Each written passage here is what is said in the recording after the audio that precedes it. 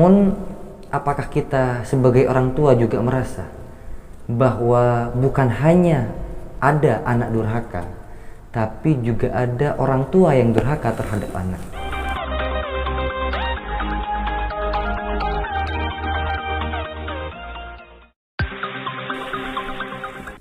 Assalamualaikum warahmatullahi wabarakatuh. Alhamdulillahirabbil alamin wa bihi nasta'in wa ala umurid dunya waddin.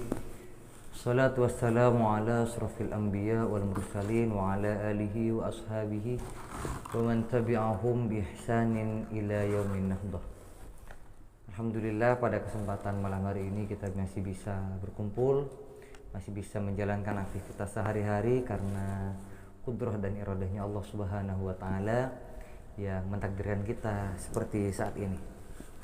Para hadirin yang saya hormati, saat ini sering sekali kita dengar bahasa anak durhaka, anak yang berani melawan orang tua, anak yang tidak beradab, anak yang tidak beretika, anak yang durhaka kepada orang tua.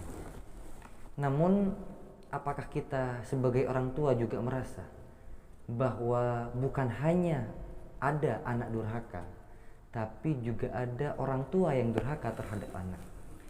Nah, apa sih kriteria orang tua yang bisa durhaka terhadap anak? Adalah orang tua yang tidak memenuhi kewajiban-kewajibannya terhadap anak tersebut. Nah, di sini saya membawakan kitab Tanqihul Qaul, kumpulan hadis-hadis karya Syekh Nawawi Banten, syarah dari kitab Lubabul Hadis.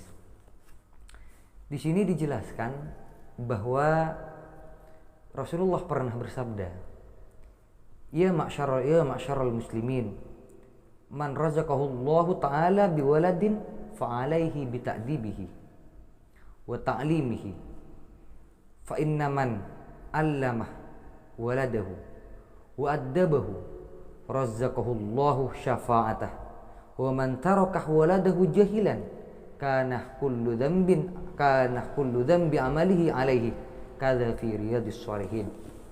Nah, di sini para hadirin dijelaskan bahwa barang siapa yang oleh Allah diberikan rizki yang berupa anak, maka wajib kepada orang tua tersebut untuk ta'dib, mengajarkannya etika, tata krama, memberikan contoh kepadanya tata krama dan etika.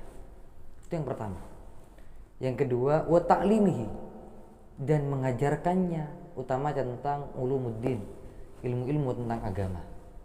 Maka ketika orang tua tidak mengajari etika kepada anak, tidak memberikan contoh yang baik kepada anak, maka orang tua tersebut bisa dikategorikan orang tua yang durhaka. Kenapa? Karena tidak mematuhi perintah-perintah ataupun tidak memenuhi kewajiban-kewajibannya sebagai orang tua. Ataupun orang tua itu tidak mengajari anaknya. Kalau memang tidak bisa, disekolahkan atau dimadrasahkan, dimondokkan.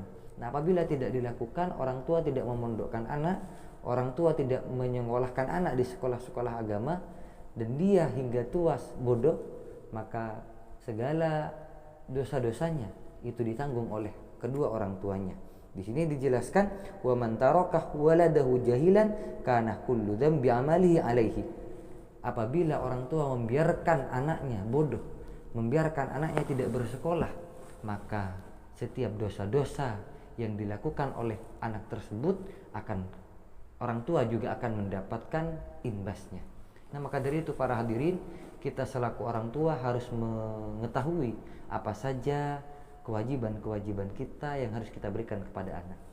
Dalam hadis lain Rasulullah bersabda, Qala sallallahu alaihi wasallam, akrimu auladakum wa ahsinu adabahu. Nah, di sini kata Rasulullah, akrimu auladakum, hormatilah, hargailah anak-anak kalian. Nah, jadi jangan sampai anak-anak kita hardik, jangan sampai ketika kita marah kita sampai mengeluarkan cacian dan makian. Itu yang tidak diperbolehkan bagi orang tua, karena perintah Rasulullah adalah akrimu auladakum, hormati anak. Bukan hanya anak yang wajib menghormati orang tua, tapi orang tua juga wajib menghormati anak. Nah, maka sesuai dengan tadi yang sudah dijelaskan Bukan hanya ada anak durhaka, tapi juga ada orang tua yang durhaka. Nah, juga dalam hadis lain Rasulullah menjelaskan ahsinu asma'ahum. Jadi kita dianjurkan, diperintahkan untuk memberikan anak-anak kita nama yang baik.